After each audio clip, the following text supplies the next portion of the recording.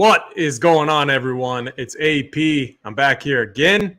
We got Masters Week. We moved the show up a day like we talked about last week. Very important that we get into the PGA streets with all the awesome contests that we have over at DraftKings for Augusta, for the Masters this week. Jordan, I'm excited. I know you're excited. How are you doing, man? How are you doing this week? I'm good. I'm excited to talk about this. I know we were talking last week. Well, do we do a baseball? Do we do the Masters show? But I'm glad we ended up doing the Masters here. Feels like it's the right thing to do. We have plenty of weeks to talk a little bit of baseball here. We've got one Masters week out of the entire year. So it feels like the right thing for us to be talking about. I'm excited to get into it a little bit here today, run through some builds, talk some strategy stuff. I think it's going to be great. Yeah, I mean, before we dive in, I love these. This is like my favorite sweatshirt that I own. It's awesome. It's like I'm not like super out of shape or anything like that. I'm not like in the best of shape either. I'm kind of right there in the middle, you know, as a 38-year-old guy. This thing makes you feel slim. Like my wife always comments, you know. So I don't know if you guys ever hand out swag to the people, but get one of these sweatshirts if you can, people. They're freaking awesome. So yeah, I'll tell you how to get one. 10K plus win with the Sabersim logo as your avatar. That'll get you a hoodie. I know you guys probably have a deal for your guys too with the RPS logo, but if you specifically are looking for that Sabersim hoodie, go ship something for 10K for the Masters this week, and we'll send you one. Yeah, I like that. Or I mean, we could, you know, Jordan, what we could start doing is maybe giving some swag out on the show sometimes. I mean, I would love to sponsor that if I am. We'll talk about that off show sometime. I think that would be a really good idea. So we're going to talk about Sabersim. I think this week, like one thing I love to do in these majors, I really love to look at pricing. I think it's important. I love to look at this year's pricing relative to last year. What did the changes look like? Last year at this event, I thought pricing was tougher, way tougher. This year, I feel like it's a little bit softer. I'm going to give my opinion on that once we dive in and everything and how to navigate those things. But what I'm getting at is, Jordan, I think having an optimizer, especially one like Sabersim, which we truly feel is the best optimizer out there in the business, is important. You need it this week. You definitely need it, and we're going to highlight why, and we're going to show different, roster construction strategies using Sabersim on the show today. Do you have any thoughts just on the Masters? So, we had a show last night. Our premium show is tonight. But do you have any general thoughts before we dive in? And then I think what we do is we go through our normal process like we do each and every week. Yeah, absolutely. I mean, it's an interesting event this year. I think in particular, the live guys kind of coming back, so to speak here. I agree with the pricing. I think in particular, you can tell that DraftKings a little bit didn't really know what to do with some of these guys here, especially, they have to price this slate early in the week where even the Vegas odds are pretty new and the markets haven't really adjusted. So it's an interesting one this year. I think I kind of have a stance on how I'm handling a lot of that particular narrative here, but it does seem like a softer pricing week, at least. The ownership kind of, we'll talk about ownership a little bit, but the ownership kind of indicates that as well, where, you got Tony Finau, Rory, these guys up here, 25, 26%, but we've had majors here where, the top guy is above 30%, and ownership is a little bit more high at the top end. So I think that there's a couple different ways you can go this week, but I do want to, as we're kind of getting in here, I know that the majors attract a lot of attention. Maybe some people kind of watching this here haven't seen Sabersim before, or maybe this is our first golf show we've done this year, so maybe played with it last year. Just quickly talk about a couple things that you need to know about Sabersim here to be effective with it. The first is that we're actually simulating out these tournaments, right? That's the sim part of Sabersim here. So it's a hole-by-hole sim. You got the average projections, you got the ownership. But when you're actually building your lineups, we're actually going into single tournament outcomes of the way that this entire tournament could play out and building the optimals for those outcomes. So we'll look at those lineups here in a bit, but it's not, I think one of the biggest problems with using optimizers for golf in general is you just end up really getting tied to the average projections, which don't really always show the upside or the downside of different golfers here. So Sabersim is going to take care of that for you. And if you have used Sabersim before, maybe checked it out for golf last year, coming back for the first time this year for the Masters, a couple big changes that have changed. First of all, we totally overhauled the model. It is way better. It is way more accurate than last year. It takes into account now individual golfer skill, does a better job of incorporating Vegas, takes into the dynamics of the course quite a bit better, and our ownership. I can't tell you, we got tons of reports from people complaining about the golf ownership projections last year, and I get it. They were straight up bad. I'm happy to say that. They are not bad anymore. We put in so much work to make the ownership model a lot better this year. It's not perfect. No model's perfect, but so much better for this year. So a couple things right off the bat on my end there. I love it. And just to add on to that, click Scotty Scheffler again. You can use Saber as part of your research process. Now, in a normal event, you're going to see a different, bell curve there in this graph. The Masters, it's a smaller field. We have a higher percent of the field making the cut. So, just take a look at this. Scotty Scheffler's not missing the cut. You guys show it perfectly here. 5%. Maybe 6% of the Sims. 7%. That's extreme. Now, go to the very bottom, pull up a Larry Mize or something like that. I haven't looked at this yet, but I bet it's going to be completely different. There you go. VJ saying, I bet Larry Mize is even worse. So you can use this as part of your research process, in my opinion, by looking at these different things. Sepp Straka, a guy that I think is a good tournament value this week, good ball striker, and we're going to get into why.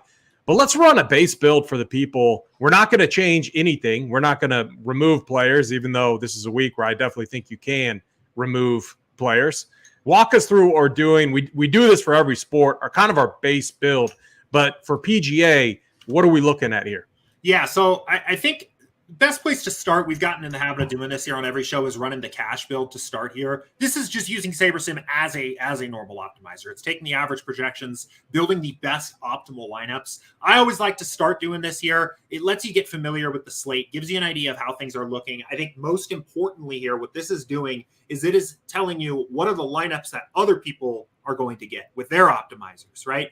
And I think I have a spidey sense tingling here that one's stalled out. So I'm going to get another one going here real quick. But basically what this is going to do is it's just going to show you what the field is doing here, right? And it's so valuable, right? We're playing a peer-to-peer game here where you need to beat the competition. Knowing ahead of time what they're going to do is pretty valuable here. I also think it can be valuable, particularly in golf, to get an idea of how different is the Sabersim model from the field already. If we run the cash build and we see that, based on the Sabersim projections, you're getting a bunch of low-owned plays already showing up in your lineups. You might be working. We might be kind of contrarian by default already and might not have to do as much to leverage ownership here. But that's not really the case we're seeing here. I'm going to look at the top 100 optimals here right off the bat.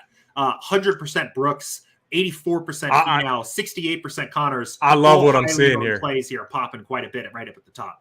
This aligns with exactly what. Now, keep in mind, this is a cash-based build. Yes. What we're looking at, that's what we call our baseline build.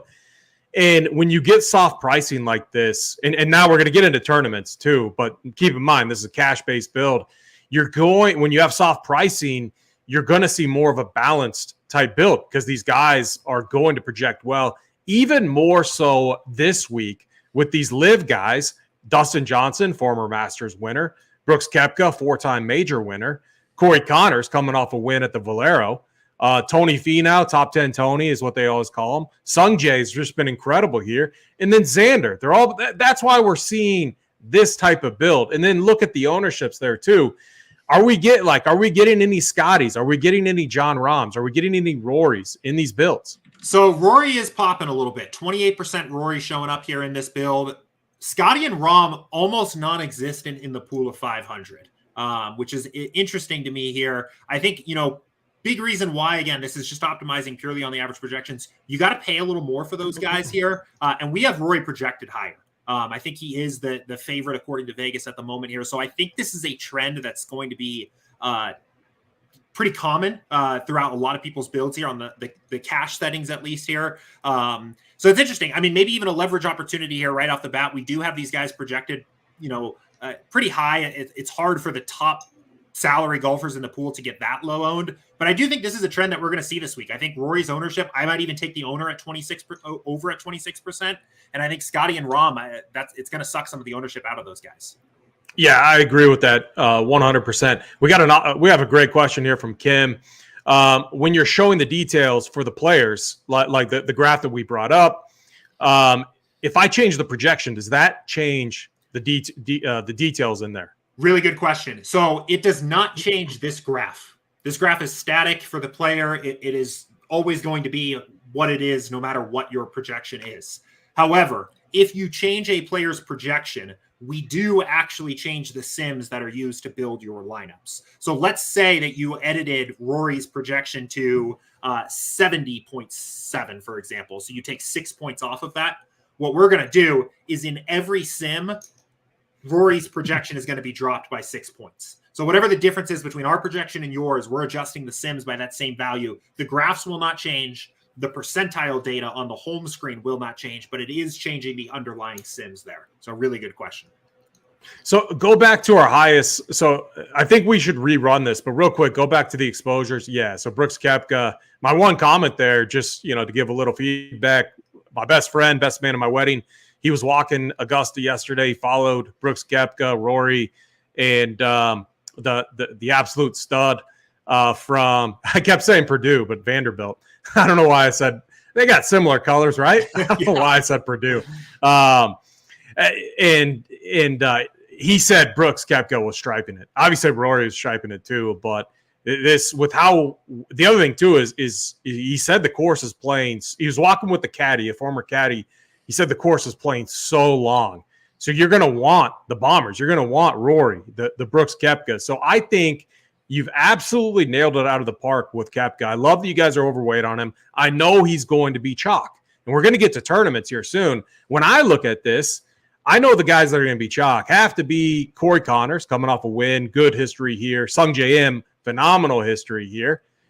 What I'm debating right now, those are two guys that I'm really considering crossing off, just absolutely fading in tournaments because I'm taking so many different stands elsewhere. So it's going to be interesting. I know they're high up. I know they're really good plays, but I'll get into why I'm going to do that and what, what I need to have happen to fit kind of what I want to do in tournaments this week. Let's go back. Let's rerun this. Let's use the tournament settings. Let's change nothing. Let's bring the sim factor or the not sim factor. What do you call it? The sim diversity all the way up to 10. So and let's talk about that real quick. Well, before I get this build started here. So another thing, when we have majors, we have huge contests, right? The flagship, the mini max, every contest in the lobby is going to be charged up this week. We're going to be doing a lot of builds here at the over 50K entrance setting, the 10 to 50K. Even the single entries are bigger than they normally are. Sim diversity is going to be cranked up. This is going to be using a single tournament sim for every lineup we build, and I would argue that's a good thing.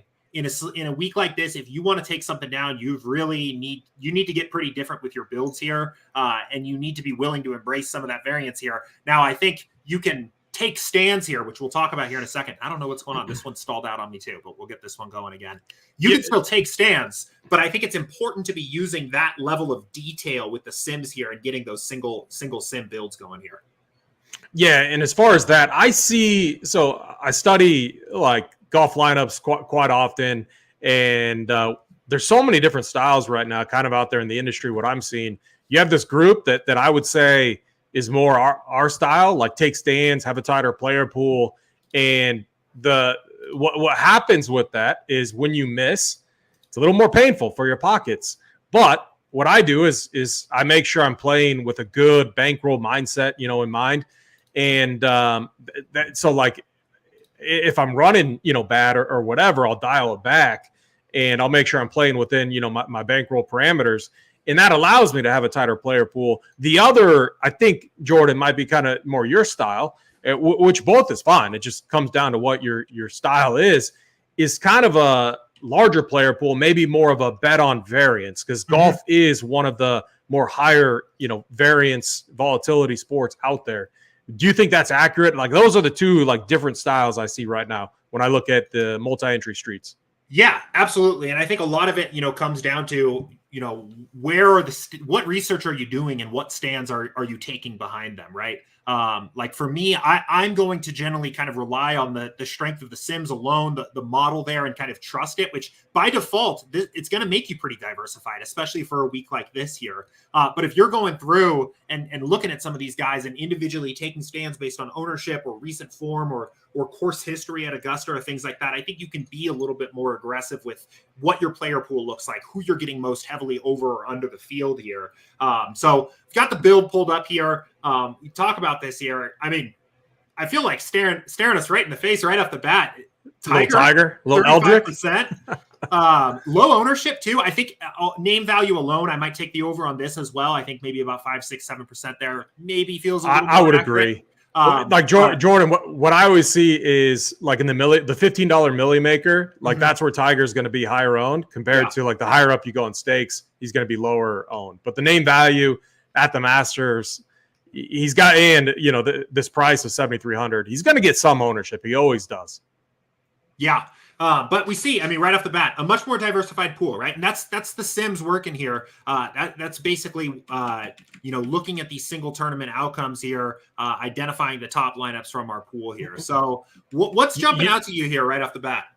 What's jumping out to me is I'm not seeing a lot of kind of what I'm doing this week, which I like, and we'll get into it. But like one thing I've really wanted to do this week, I think Scheffler, Rahm, and Rory have so much win equity. Those three up top, my goal is, and it took about 19 different builds, and that's the other reason I love. So, like, look, we have 3 builds that we've already generated.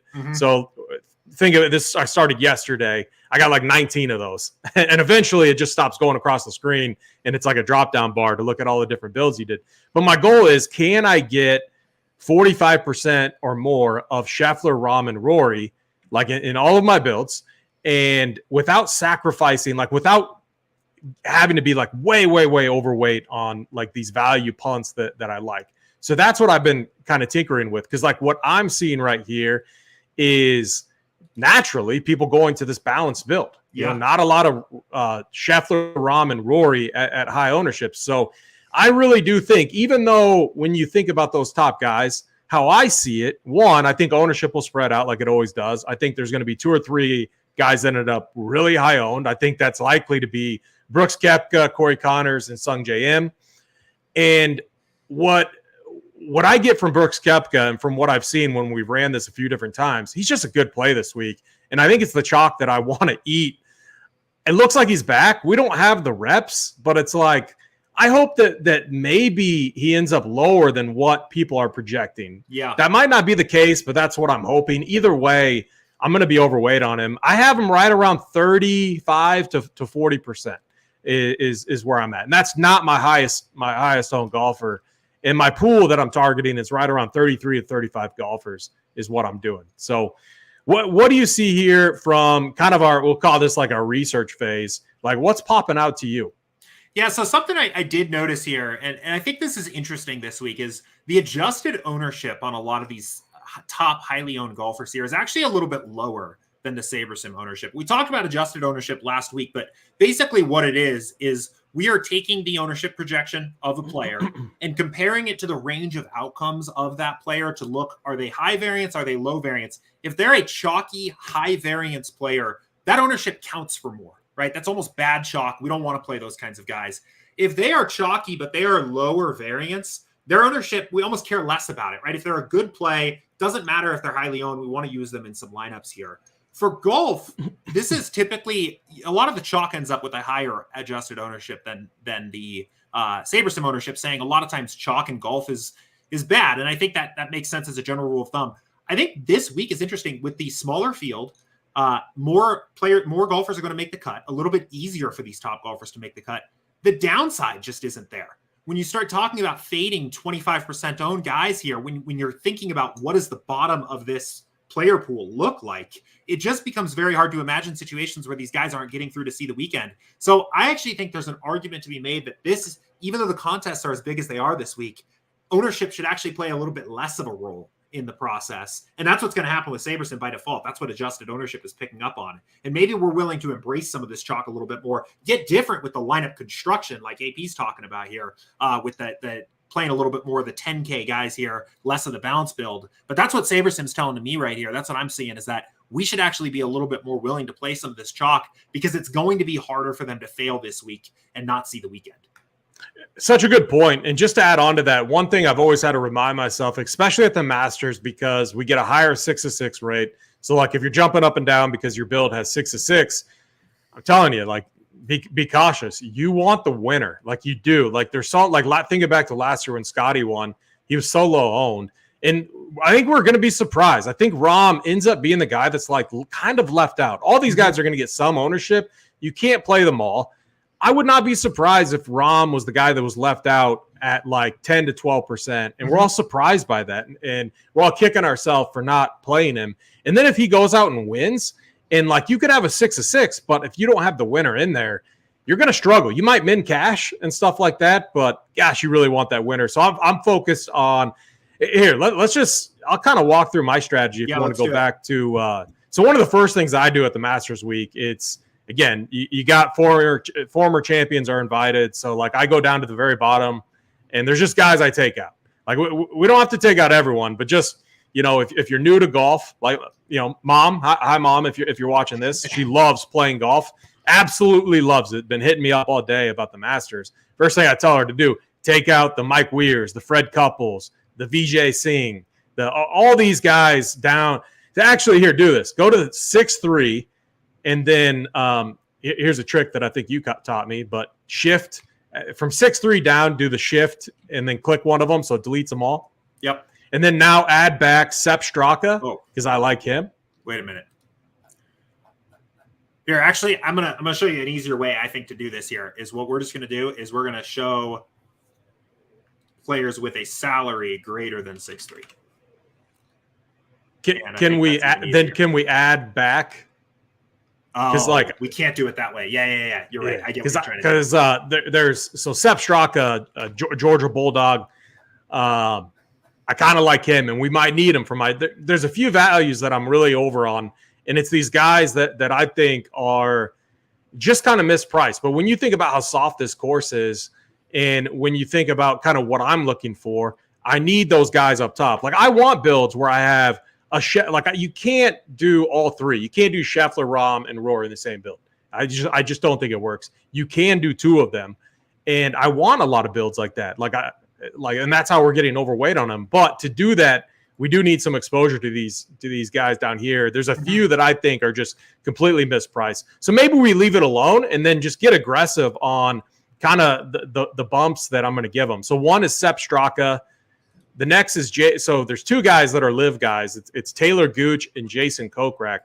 I think these guys, like, one thing I did, and I've posted this in Discord a few different times now, I took last year's prices and I compared them to this year's prices. Taylor Gooch, who almost top 10 here last year, was $8,700. He's $6,800.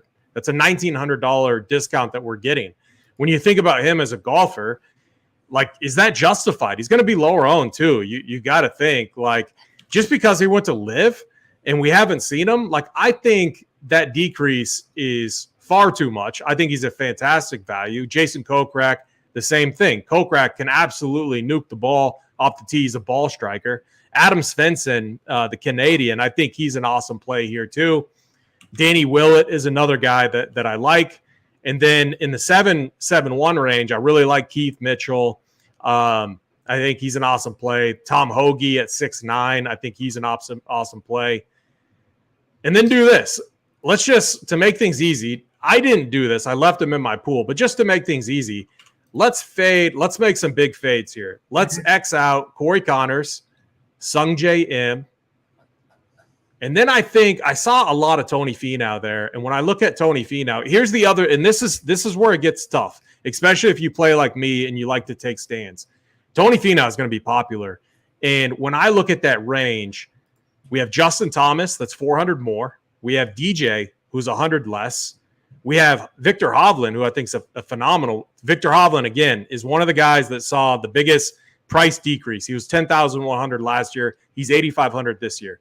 and he's playing with Tiger, which I don't know if I love that, but maybe people get off of him because that. Yeah, and he has Jason Day just below him. He's got former Masters winner Hideki Matsuyama below him. I'm like, if Finau's going to be chalk, I want to make some stands. Maybe it's a guy I fade because we have so much other win equity in this range. So X out Finau, Connors and Sung JM. I think those are three big stands there right away. Then the other thing I want you to do is get aggressive with Scotty Scheffler, Jon Rahm, and Rory. So bump them up a little bit. But then here's the other thing that I did.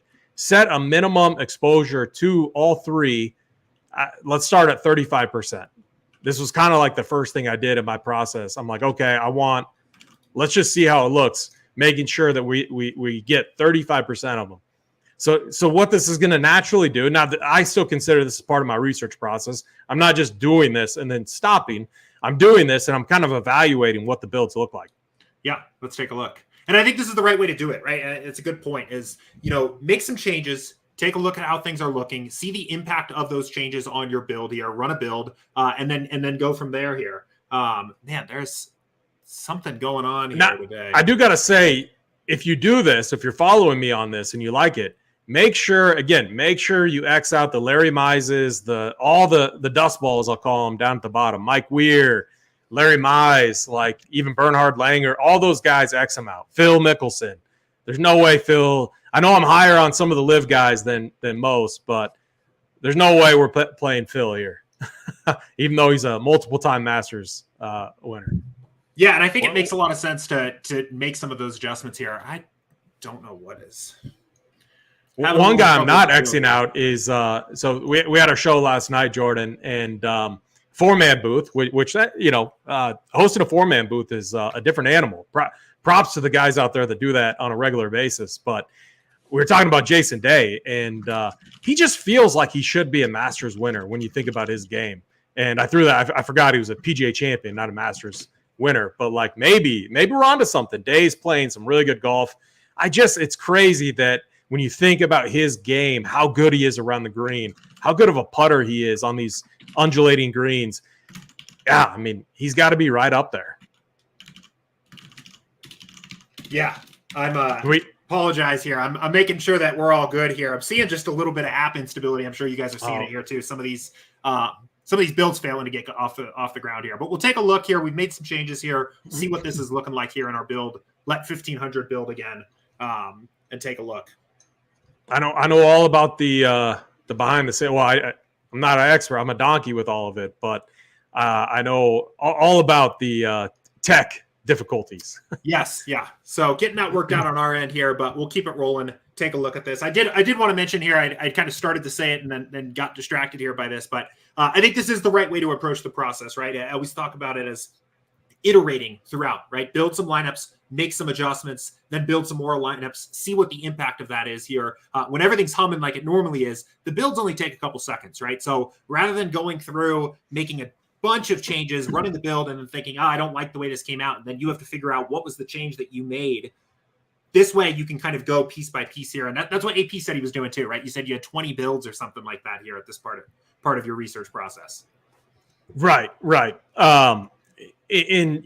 Really what I'm trying to do is like my one problem with the balanced build this week is it just looks and feels too good. And every time I do that at the Masters, like Jordan, every year I've made these builds that just feel comfortable. They never end up working out. Mm-hmm. You got to make yourself feel a little uncomfortable. And by putting those minimum requirements in there for Rahm, Scheffler, Rory, it makes your builds a little uncomfortable. We're getting more Taylor Gooch. We're getting more Hoagie, Keith Mitchell, who's a bomber. Like that build right there, Scotty, Rahm, like Tiger I'm not on. I just always fade Tiger. I might swap Tiger out with like a Patrick Reed or a Mito Piera or even like a Chris Kirk, which you could easily do that with the little edit. Yeah, I just which is nice. Oh, yeah. I just X'd him out completely just so we could see some different builds here. Popping up. But I mean, here's one has, the Rory plus Rahm. Brooks is thrown in there as well. A couple of the names you mentioned here with Gooch and Keith Mitchell here showing up. Looks like exactly the kind of lineup construction we were looking for here. Yeah. And especially like the other reason too is like, I mean, I feel these values never, like their ownership is capped to some degree. Like you're never going to see a chalk like 30% owned 6K guy. You're not for many reasons. And that's why, and I'm not saying like play 30% of Kokrak or Gooch. I am this week, but like my reason for doing so is just I think they're so mispriced. I think it's just we're basically like discounting these live guys. I think a little bit too much. That's my take. Maybe I get owned. I'm not sure yet. We'll find out, but that's kind of my take here. And it frees up so much in your build. I can get the Schefflers, the Rahms, the Rorys. The Rahm is the guy I definitely love. I think could definitely win here. Check so many boxes. And what I've seen in that mid-range is one guy's going to disappoint. I don't know who it is, but one of those, like the three I talked about, Connors, and Finau. I'm very confident that one of them is just going to disappoint. Maybe not miss the cut, but like they finished 35th or 40th, and that alone can really, take your builds. In these, if a Gooch finishes like he did last year or gets inside the top 10 or a Kokrak does too, and then you have the winner also, and let's just say it's a Jon Rahm who wins. I mean, when you realistically think about how many people can win the Masters, not a lot, maybe 20, 25 up there. Like it's more loaded than ever now, but realistically, the guys that are winning, they're up top, and I want all that win equity that I can get. Yeah, I wanted to go take a look here and see. These win odds can be interesting here to look at this as well. I mean, you were talking Scheffler, Rory, and Rahm here representing just so much win equity. And you're right. I mean, 25% win equity here. And then look at the drop off here, right? From Rahm to Finau, it's 7 to 4.5%. And then you're going to have this huge run of guys that are all within a 1.5% of each other. So couldn't you make the argument, Jordan, just looking at that? So that group right there, 25% win equity between those three. Couldn't you, just by like doing that first build, we saw how naturally the popular route is going to be this balanced build. Couldn't you just justify that these guys are almost guaranteed to be under-owned relative to their combined win equity, if that makes sense? Yeah, I think that makes a ton of sense. I'm curious what I wanted to go take a look at the pool. Actually, let me go back. I wanted to see our first like raw build we did here. Maybe it was this one. Yeah, it was. The other guy the other guy that I think should be, Finau, did he have the fourth highest? I mean, that was kind of surprising. I thought the fourth, I thought the other guy that might be is Koepka. What was Koepka's kind of win odds? Yeah, let's go take a look here. So Brooks is down a little bit. He's down here in this kind of next range. 2.2%. Yeah, and I think, again, it's really a pricing thing here, especially if you want to start getting some of those top guys in there at 7.6. I mean, he's just going to really jump out. If we look, let's just sort by projection here, and you can almost kind of see what his fair price really was, surrounded by like mid 8, even low 9 salary golfers in that projection range here, and then sitting at 7.6. Just a great way to free up some of that salary in a week where that bottom 6 range is almost useless in the contest here. So I think that's kind of why almost more of a value play. But I think in some ways that makes sense as a fade too. Like if he's not jumping out on the percentiles and the win percentages, right, and he's showing up as a value play, then all that you're hoping for really is that, 75th percentile outcome for him where you don't need him to win. He's not in the optimal lineup, and I think you can start talking about that as a potential fade here too. But these percentages over here can be really useful. I actually like the make cut percentage too on a normal week quite a bit too, just to see, what is the chance that these guys see the weekend here. So. No, I like that. Another thing too to just keep in mind, like when you're doing this, you're trying to create a pool, you're trying to create, bump certain guys up, certain guys down. Another thing that I really like this week is ball strikers, a soft course. I think, honestly, I think Svensson, that's one thing that makes him such a good play this week at 6.5K. And I mean, you guys are all probably out there thinking I'm crazy for loving the Sepp Strakas, the Adam Svensson, Jason Kokrak, Taylor Gooches of the world.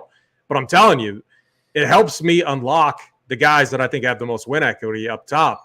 But we also have some other extreme discounts. Will Zalatoris Willie Z, I don't think I talked about him yet. He's another one of those guys that we're getting a major discount. He was 9,200 last year. He's 8,200 now. His recent form is not going to look that good, and that's why he's underpriced, and that's why he's going to be under-owned. I'm telling you, this guy shows up in majors. We get a soft course, that helps these ball strikers. I'm not as worried about putting. We always worry about Willie Z and his putting, but I'm telling you, if the course stays soft, which is going to rain all weekend, so you get your guys through the weekend, it's going to be really soft. There's not going to be much that they can do about it. It's going to give a huge edge to these ball strikers. So I'm, as crazy as it sounds, when you look at how crazy these greens are, I'm not weighting like putting very high at all. So yeah, a couple other things I did just want to call out. I saw that, like, oh, they love Willie Z. So there you go, chat. I love that too. Kurt, I see Kurt in chat. What's going on, my man? I did just want to call out, talking about, Scheffler, Rahm, and Rory here. Let's say you wanted to go a little bit more extreme here and say every lineup has two. You can do that now. This is something as well. You weren't able to do this last year for the golf season. Definitely not for the Masters last year. Very easy now to just go in here and say at least two of these three guys here. If you want that full pool of 1,500 lineups to have at least two of them in all of them, very easy way to do that here now. We set the rule there.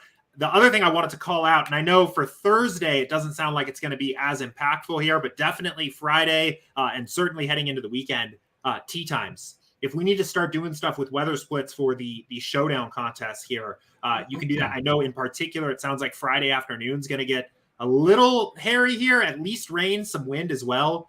If we wanted to start grouping out guys here based on their tee times here, we can do that as well. Use no more than, and this is just a quick example to show it, but no more than actually one maybe where the tee time is Friday afternoon, for example, would be the way you would go about doing this here. So tee time after 12 p.m. or something like that. That would say no more than one guy in the afternoon split per lineup. So again, I think it's tough. I don't know, AP, if you're doing anything with weather for the main slate, but I think it's tough 2 days out to kind of start predicting that, but definitely for the showdowns this weekend, something to be aware of. So Thursday looks very good. And then even, I show these storms coming in maybe around 4 or 5. Okay. And so it's a smaller field. I don't think I'm going to unless we get a change like tonight, if we update everything, we see a different forecast. I'm not going to change too much because it's like maybe one of those guys that maybe they have an hour and a half of like unfavorable conditions. What if they get off to a hot start and then they get into grind mode and they just kind of grind it out? So like when I look at this, it's the weekend could be pretty random, but as far as weather edges go, like there's nothing we can do about the weekend. It's all the first 2 days. So right now I have weather, and you'll see if you go over to the heat map, if you remember, I don't have the waves in there this week. One, because the Masters put out the groupings late and I wanted to get my content up early, but two, it's just, I'm not seeing like a clear advantage right now. If that changes, I'll add a note to the heat map, but that is live for anyone out there that's a member and they want to take a look at that. So Jordan, let's go back. One other thing, like if this was truly my build there, my goal is to get it to 35. But let's talk about kind of the other style. So my style is I want, and it isn't listed every week, but I want these studs up top. I'm fine with some of these values. I'm fine with taking the risk there. Talk to us about your style, because I think it's going to be not a little bit different, but I think it's really different than what my style is. Yeah, so I like to play a diversified style here, and especially for larger field events where that sim diversity is going to be cranked up already up to 10 here. That's going to be kind of how it is. So typically what I'm doing, this is the build we ran here before we started making any adjustments, is I will do a lot of work with this individual build here. And a lot of what I'm looking at here is I'm looking for reasons. So what I like to use is I use this pool column here as basically an approximation of how likely they are to be in the winning lineup. So I'll start going through and looking at some of the chalkiest golfers here and looking for guys that really jumps out that ownership looks off here. So a guy like Corey Connors here kind of does jump out, only showing up in about 13% of our optimals, and the field's rostering him 25% of the time. I'm already getting some negative leverage on him, but if I wanted to get a little bit more aggressive there, that's where I would maybe start thinking about even knocking this exposure down a little bit more, or maybe taking a stand. But rather than that, adjusting the projections up front, that's still going to let my pool stay pretty diversified here overall, right? I'm still about 31%. So I think it's kind of two different styles where I'm still going through, I'm looking for a couple guys that look over-owned relative to how often they're showing up as optimal in our sims. But instead of bumping those projections and really kind of forcing, hey, I want 35% of this guy, I want to make sure this guy's popping in a lot of my builds, I kind of let Sabersim fill in the gaps there. I think the easiest way to summarize it is a lot of times my stands that I'm taking are guys that I know I just don't want, or I want to be under the field on. And then I don't really have as many like positive stands as much where I'm going in and looking for a guy and intentionally making sure to get specific exposure to that player. The one other thing that I will mess around with here a little bit is min uniques. You only have 6 golfers in a lineup on DK here for golf, but I do kind of like bumping this up to 2. And I would even do this or at least consider this here in other builds where you're taking other stands. I don't like to play 1v1 lineups from each other. I like knowing that there's at least 2 players different. You only have 150. It seems like a lot. They go quick. I don't like playing too many lineups where one is just one player swapped in or out with all 5 of the other guys the same. So I will go through and kind of look. The other thing I will look at here, like this is probably too much positive leverage on Tiger for me. I would probably bring this a little bit closer to his optimal rate for us, still get that leverage over the field, but maybe keep that closer to something like 10% there. Happy to get that kind of leverage on a guy, but I think in that case, I'll bring that down a little bit. I like that. And again, that like, I respect your style. It's a great style to have. Mine is, I don't mind the 1v1. So this would be with only being able to roster 6 golfers. I keep my min uniques at 1. Mm-hmm. And with that, and with doing that, it's more of I just go in with the mindset. If I miss, I move on to the next week. And so like how I would describe it is kind of your strategy, a little bit more diversified portfolio. Whereas mine, it's I'm all in on what I would think are like blue chips, like the Schefflers, Rahm and Rory. So a little bit different styles, but it's perfectly fine to run them, however you see fit. Is there anything else that people should be keeping in mind as far as like using this? Is there any like hidden tricks that maybe I don't even know about as far as like using this just for PGA and for golf? Yeah, I mean, I would say one, just kind of on the idea of like hidden here. And I didn't mention this when we first ran the build, but when you run your builds on GPP settings with Sabersim, we're sorting them in a different way than just the average projection, right? What's actually happening here is we're taking the projection of the lineup, but also what does that lineup score when it achieves its top outcome, and then de-weighting ownership here. So I think it is important to note that you are already, when you run the build on GPP settings right away, Sabersim's already leveraging against ownership. So there's a couple things to think about. One is you should be aware that like if you're way over the field on a chalky golfer, that's Sabersim already saying like, hey, yeah, we're actually being exploitative. We're trying to take a stand on ownership and we still like this play. But also, if you come in here and you look and you're like, man, I don't really know how to get exploitative. I don't really know how to leverage ownership here. Sabersim is doing that for you as well and picking up some of the slack there. So I think that's a good thing to just note that that's already baked in. You can turn that off. Actually, I think that'd probably be interesting to look at here. If we just looked purely on like raw upside, you're going to see all these top high projected owned golfers get a little bit more popular in these builds. They all start showing up a little bit more. When you take into account ownership, they all come down a little bit, right? And that's that working there. So I think that's important to note, especially if you haven't used Sabersim before or coming back for the first time in a while. Those weighting factors for the Saber scores all back tested just a couple weeks ago. So very ready for the Masters here, all recently tuned there. So one last thing, because then we do got to get out of here, but I'll give a little sneak peek. I don't know if are you logged into Run Pure?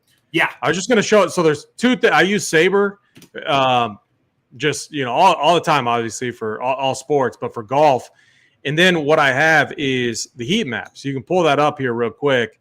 Now, it's not final. It's close, but I'll show you what I'm doing. So if you want to follow me, and if you want to use kind of what I'm doing, you can see it right here. So like you can see right there exactly what I talked about.